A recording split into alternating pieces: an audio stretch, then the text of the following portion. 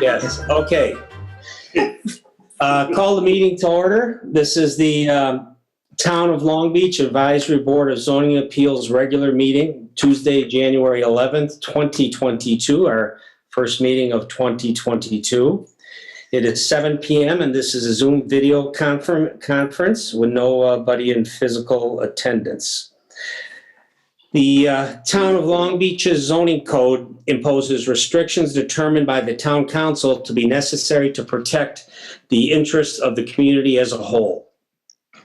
The Board of Zoning Appeals is a quasi-judicial body that provides a forum through which property owners can seek relief from the strict requirements of the zoning code or from a decision by certain Long Beach authorities charged with enforcing the zoning code. It is the role of the BZA to perform the public function of protecting the public interest while facilitating improvements and investments in a manner that is consistent with the intent of the zoning code. The decisions of the BZA are with respect to the laws and ordinances in place. As a quasi-judicial body, the BZA operates more like a court than a legislative body. So with that, thank you all for joining in our meeting tonight, the BZA members, the public, and the petitioners. So thank you. And I will now turn to Meg Collins and ask Meg, our secretary, to please call the roll. Sure. Chairman Michael Gorman. Here. Board members Rich Jursich. Here. Meg Canier. Here. Barb Morgan. Here. Doug Wickstrom. Here. There are no absent board members. BZA Counsel Chris Willoughby. Here. BZA Secretary Meg Collins, I am here. Building Commission Representative Bob LeMay. Here. That concludes roll. Thank you, Meg. So we have a quorum, so we shall proceed. Our first item is the Pledge of Allegiance. So if you would all please join in to this Zoom call and say a Pledge of Allegiance in your homes or wherever you happen to be. So let's begin. I pledge allegiance to the flag of the United States of America and to the republic for which it stands, one nation, under God, indivisible, With liberty and justice for all. Thank you. Hey, Bob, when you attended that conference on the Zoom calls, did they talk about doing the pledge? They did not, no. Because it's obviously easy to do, but it's a little strained when everybody's separate and everything. So, okay, I was wondering maybe they said anything about that. Okay, we shall move on with our agenda. The first item of business is the approval of minutes from the December. I got a real weak copy here. Let me open that up. From the December 14th, 2021 regular meeting. The members have these minutes in their possession. Can I have a motion to approve these minutes? I move to approve the minutes. I'll second it. So we got a motion by Ms. Canier and a second by Rich Jursich. So is there any discussion on these minutes? Hearing none, I will ask Meg Collins to please call the roll to approve these minutes. Wait, do we? Yeah, we have. Go ahead. Rich Jursich. I approve. Meg Canier. I approve. Barb Morgan. I approve. Doug Wickstrom. I approve. Mike Gorman. Approved. So those minutes are approved 5-0, and they will go into the record. Thank you, Meg. Now we will move on to new business for tonight. We have two items. The first item is the annual election of the chairman and vice chairman, and this is done in accordance with BZA Rules Article 2, Rule Number 1. At the first meeting of every calendar year, the BZA is required to elect a chairman and a vice chairman. So with that, I will ask for a motion or a motion to for an individual to be appointed BZA chair. Mike, I'd like to make a motion for Michael Gorman to continue as chairman of the BZA. You've done a fine job, and I think we should continue with you as chairman. Thank you, Rich. Do we have a second? I second that. And that was Meg Canier, right? Meg? Yes. Thank you. So we have a motion by Rich Jurczyk to appoint Mike Gorman as the chair and Meg Canier as second. Any discussion? Secretary Meg Collins, would you please call the roll? Sure. Rich Jurczyk, I approve. Meg Canier, Approve. Barb Morgan, Approve. Doug Wickstrom, I approve. Mike Gorman. I approve and accept. So thank you. Good. Thank you to the board members. We shall move on now. We have to elect a vice chair according to our rules. So I would ask for a motion to elect a vice chair for the BZA. I'd like to nominate Rich Jurczyk for vice chair, please. I'll second. So we have a motion to appoint Rich Jurczyk as vice chair, the role he has held in the past, and Doug Wickstrom is the second. So is there any discussion? I know Rich has stepped in on the occasion, rare occasion when I've not been available and done a great job. So I want to thank Rich for that. So Let's with keep that- it, Rick. Okay, so enough of that. We will ask Meg Collins to please call the roll for the vice chair. Rich Jurczyk, I approve. Thank you, Doug. Thank you, Meg. Meg Canier, I approve. Barb Morgan, I approve. Doug Wickstrom, I approve. Mike Gorman. Approved. So we have Rich Jurczyk as the vice chair for the year 2022. Okay, we have a second item of new business, and that is the amendment of the BZA informational packet and BZA rules.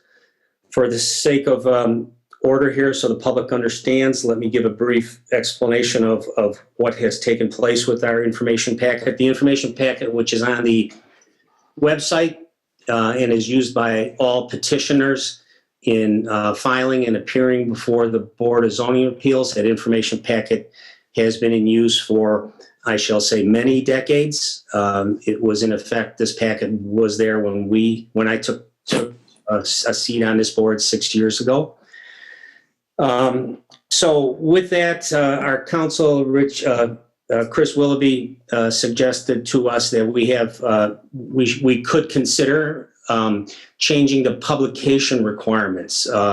Under Indiana law and our town ordinances, the petitioner must place a notice in a newspaper of general circulation, alerting the public to the fact that there is a zoning variance or administrative appeal or whatever the decision being before the BZA is, that to give notice to the public. Okay, under our rules in the past, that job of doing that fell upon the town and the BZA.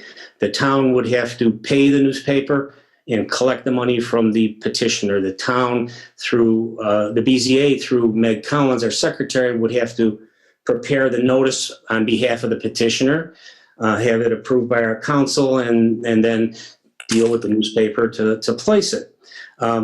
Chris Willoughby advised us that it is common practice for municipalities. In fact, it is what is done by Michigan City and the county of LaPorte and others, that the petitioner should take on the task of filing the notice with the newspaper. So we've amended these rules to provide that it is the petitioner's responsibility. The petitioner will pay the newspaper directly. That eliminates the town clerk's office from the process. The petitioner will file the notice with the newspaper. We have put into the rules a new form, which is the form of notice. We did that to assist the petitioner in filing, in preparing his notice. So this burden will be on the petitioner, not on the town or the BZA. And the point here is to provide sufficient notice to the public of what's taking place. So that was one of the main reasons.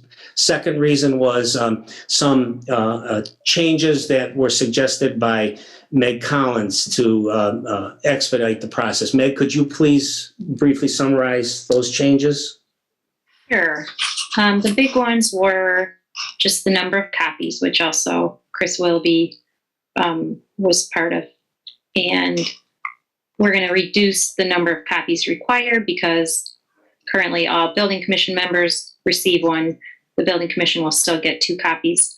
And the town will receive my copy that I get, and there's one other that we're going to change, but basically we just don't need as many copies. Now, all of those same individuals will receive the scanned PDF version of each petition, so that's not going to change. And if anybody ever needs to see the hard copy, they can just let me know, or anybody know. There is always a copy at the town hall. So At Meg's suggestion also, the petitioner was not required to file an electronic copy with the town. The petitioner will now be required to file an electronic copy, taking that task off of Meg Collins's desk. And the reason that helped me think of that was when you file a building permit with the town, every single permit application is required to submit the electronic copy. So I think it's reasonable to request that for the BZA as well. And I think that was all, Mike. I think so. Yes, those were the two drivers. We changed a date.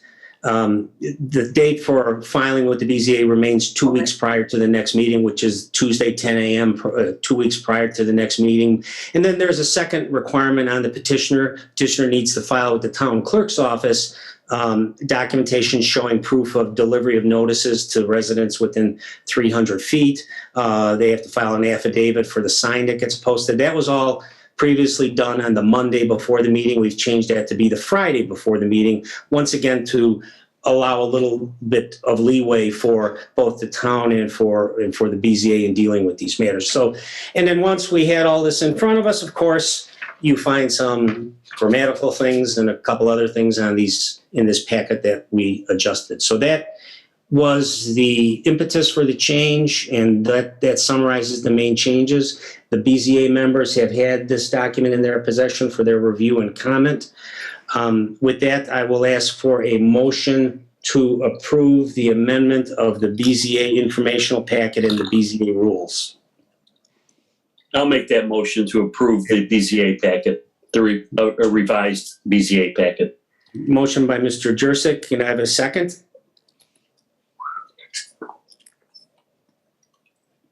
A second. Second by Meg Canier. Thank you. So is there any further discussion on the amendment of the BZA informational packet?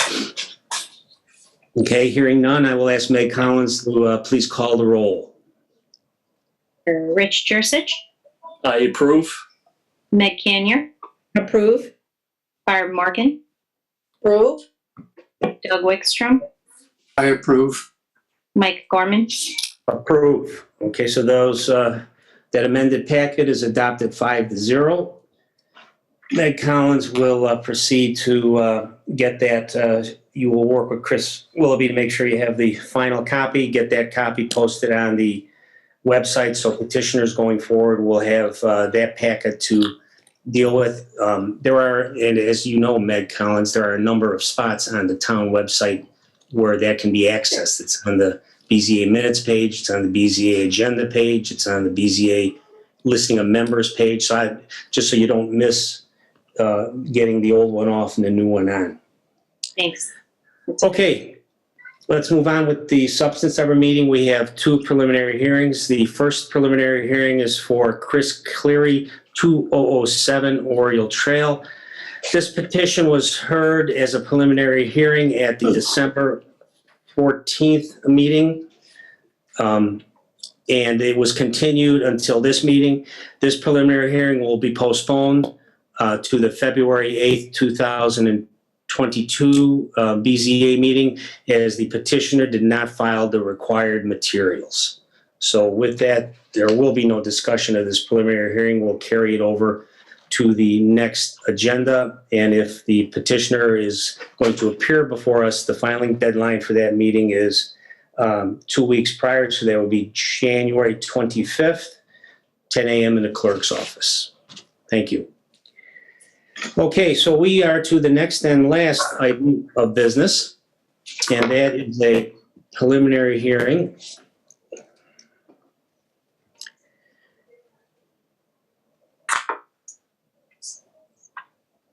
Give me a moment to put this documentation in front of me.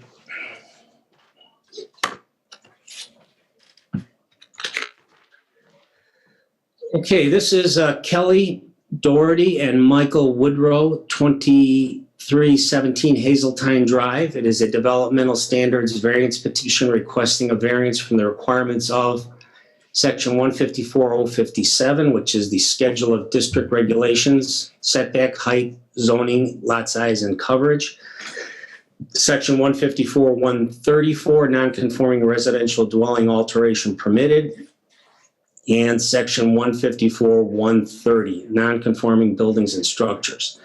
Petitioner is seeking to remove 3 decks and a shed treehouse and convert a back deck into a 3-season back porch. The preliminary hearing is set to open at this meeting. So with that, I will call whoever is going to speak on behalf of the petitioner. Please step up and identify yourself and give us a summary of what it is you intend to do. Hi, thank you. This is Kelly Doherty, my husband, Michael Woodrow. How are you? Thank you for all you do for the community. We've loved living here, having a home here for the last 25 years. Really enjoy the summers. And we wanted to enclose our current back deck into a 3-season room. As part of that, we would remove that deck, a lower deck, another deck, and a playhouse, treehouse we have.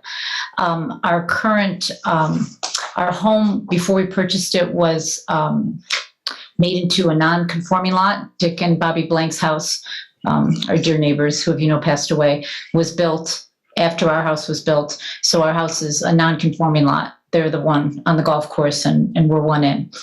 And we bought the house 25 years ago, not knowing that, but now we want to, so we applied with the building commission and were denied because we have a non-conforming lot. So we're here hoping very much that we can turn our back deck into a 3-season room. So our aging parents can come and enjoy, they aren't able to go to the beach anymore, and enjoy some time with us, with the breeze and outside concept. Get enclosed for them. Okay.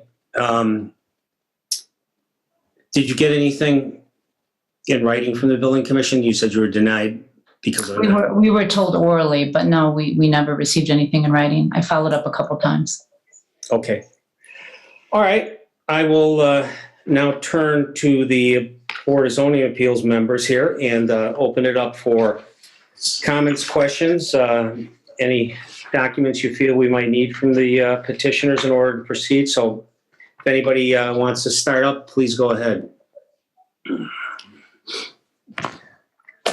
I think the first one, Mike, would be, in most cases like this, we need exact dimensions, and it's I can't ascertain what the dimensions are on what was submitted by Mrs. Doherty and Mr. Woodrow. So I think we need clarification on exactly what they're taking down and what is going to be put up. Sure. Well, I put in our current lot coverage from a survey is 38.6%. And then our survey showed us after our, after enclosing the back porch for a 3-season room, our lot coverage would be less than 35%. So we would actually be decreasing our lot coverage by removing the decks and doing this, and we would then be in conformity. So we're excited about being able to do that. But then you're asking for a variance of lot coverage? Well, because it's my understanding that because we're a non-conforming lot, we were automatically denied our request and had to come to you. So we're a non-conforming lot because we're currently, in layman's terms, too close to our neighbor's house, the Blanks home. And our lot coverage, which we inherited, is 38.6%, which is above your 35%. So what we would do is remove all the decks, make one of them, I guess remove it, add it back on, but make it an enclosed 3-season room. And then our lot coverage would be less than the 35% when we're all done. And we have the dimensions for the Yeah, deck. we attach the dimensions. The dimensions for the back Deck are in, the three-season new porch ones are in there. included. I'm sorry if they're not, Well, I don't, does anybody, I don't have them.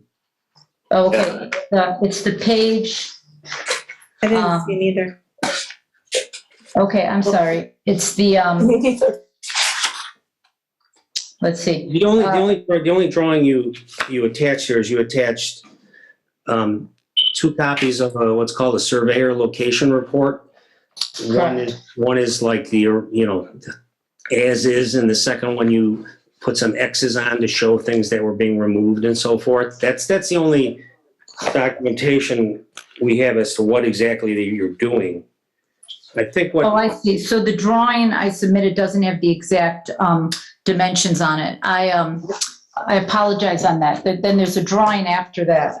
I can give you the dimensions if that would be helpful. No, not, let's wait for the moment here. What I think, Rich, and you can speak up, I think what Rich, at least what I think he is asking for, because it's what I'm looking at the surveyor location report, and you have the things that are highlighted and then crossed off and so forth, and the Correct.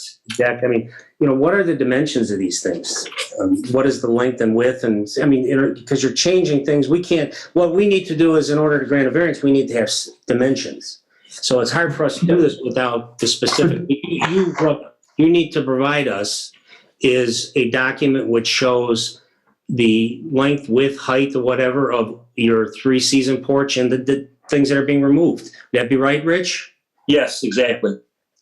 Okay, so I'm sorry. Our surveyor, It's just Kelly, it's just more specific information sure. on what you currently have and then what you're going to end up with.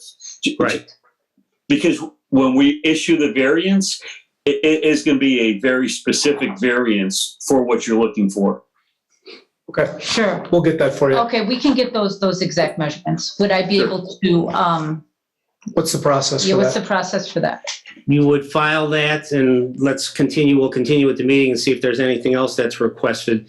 But you would file that, and anything else that we feel we need to see, you would file it 2 weeks prior to the next meeting. The deadline is January 25th, 2022, 10 a.m. in the clerk's office. You just file that in the clerk's office. Mike, Bob Lemay here. Maybe I can simplify things a little bit. Lot coverage was not an issue.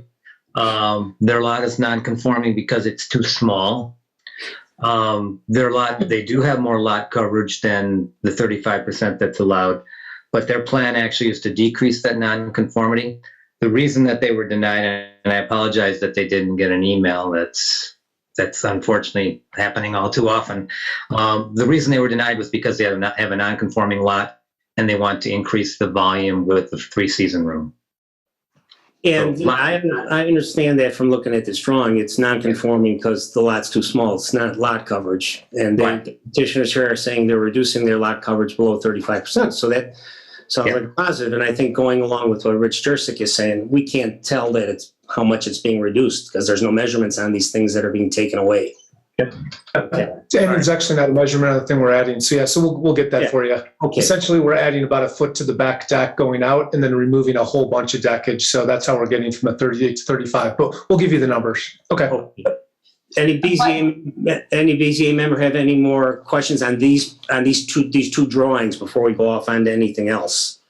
The only thing I'd add is make sure that you give us the height of everything because we're interested in the 3D volume. So just having floor plan dimensions is not adequate. Sure. Okay. And that, Doug, that would be for the three-season room addition, right? Not for the things that are being taken out. Correct. Okay. All right. Anything that's taken out is just the square footage of the floor area, right? Yes. Okay. Yes. Got it. I have a question. Go ahead. The new 3-season room, is that the same size as the existing deck? I'm just trying to It'll look at be it. a little smaller. So right now we have, it'll be a little smaller than the current. It's kind of 2 decks that connect, that go out, if you will. I And can kind of see that. yeah, I think it's gonna be a little smaller than the, than both of them. It's a little hard to see in that because there's a deck where we use, which is at the house level, and then there's a deck at the Lower level. lower level. So it'll be something in between those two in terms of how far it'll go out, and it won't go beyond the house, obviously, side to side. It'll actually be shorter than the house. It'll be short, like the picture, the drawing here. Exactly. Okay, yeah, thank you. Does the room have any HVAC in it? You having any heater? No, it Okay, won't be. okay. Yeah, ceiling fans. Okay, thank you. Okay, any other questions on these drawings? This surveyor location report? Well, let me ask just a question for my own education here. Maybe Chris Willoughby, you might address this, or Bob. This is called the surveyor location report. Typically, we're looking at a survey. So what is this that we're looking at here, Chris or Bob?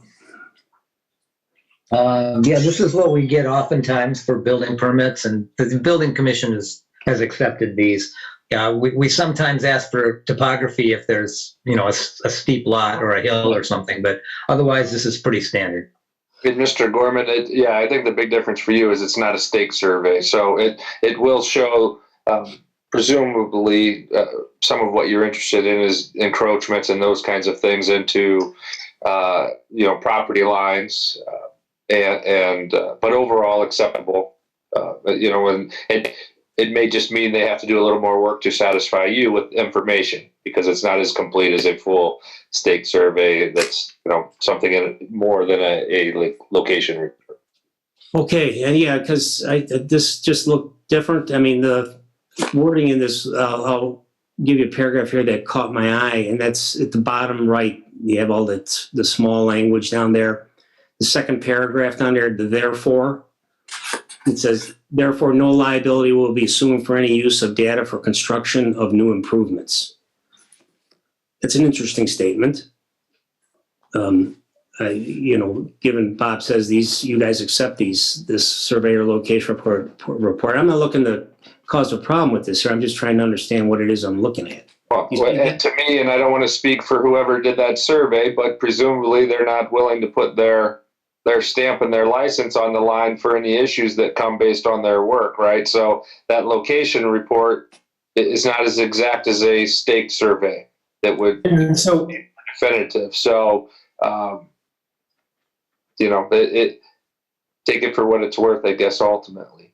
Yeah, I think this document is for transfer of ownership. It's not for detailed location of items on the lot.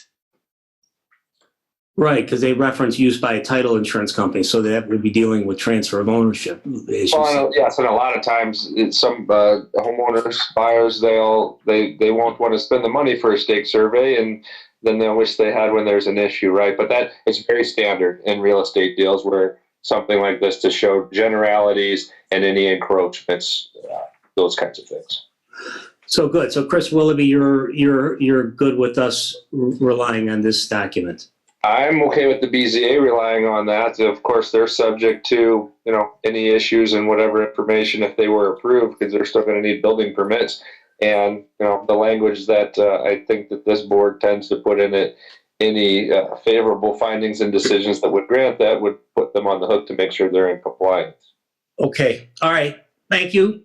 Let me turn back to the BZA members here. Do we have any other comments, questions, concerns that we want the petitioners to address? Mike, what are they going to be asking? What variances are they going to be asking for now, based on what we've just talked about? Well, they're asking for 3 variances, right? We have their permission. So let's. But I thought it's my understanding now we just need an increase in volume. Is that what Bob LeMay said? I'm sorry. I don't know you. And that's what I want to clarify. Right. Well, yeah, let's take them one at a time. And I mean, in the final analysis, we're not going to tell you what variance you need. That's for you to decide. Now, you can consult with the building commission if you want, but right. You want a variance from 154-057, which is setbacks and lot size and lot coverage. It would, I'm not telling you here, but it would seem that that's not on the table at this point. I didn't think it was on the table before, so. Yeah. I don't think you need that variance. Does anybody else have a comment? I agree. All right, then the next section is 134. That's, you can't increase footprint or volume with a non-conforming structure or lot. So you need that variance. Obviously, you We need that one. you're increasing volume. You're changing the footprint, but you're increasing volume. You know that. So that's that screen porch. So it would seem that 154, 134 is in order, and then then you're asking for a variance from 154, 130, and that one I don't understand. Yep. So.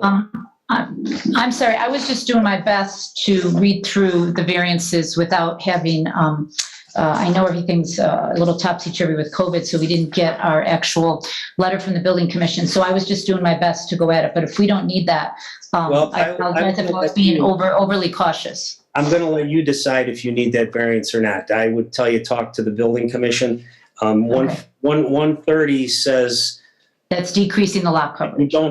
you can't increase nonconformity, but you can decrease it. Well, Right. what you're doing. So I mean, I don't think you would need a variance, but I'm going to let you make that decision. Yeah, I think it just says that you can't change lot coverage, so that's why I was just trying to be careful. That's when you look at 130, it's not lot coverage. It says no such nonconforming building or structure may be enlarged or altered in any way which increases its nonconformity.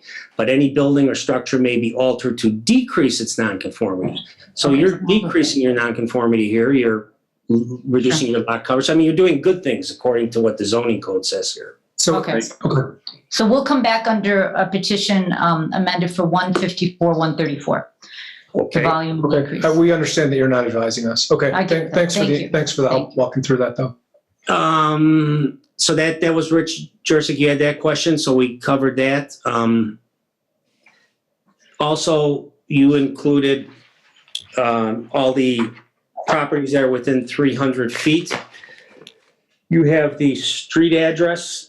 You need to obtain the mailing address, because with a fair number of properties in Long Beach, the mailing addresses per the Beacon site or the county recorder is not the street address because people live elsewhere. So your certified letters return receipt need to go somewhere where the person actually is. So you need to, when you send out your letters the information packet, they need to go to the mailing address. In some cases, it I is. think they are there, Mike. Oh, are Right they? above each picture is, some of them are different.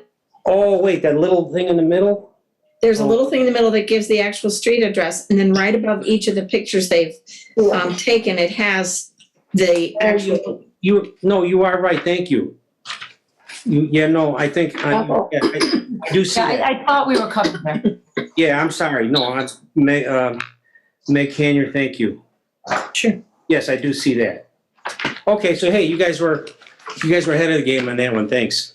Could I ask a clarification on that? I believe when I read the rules you have, it's from the center of your property.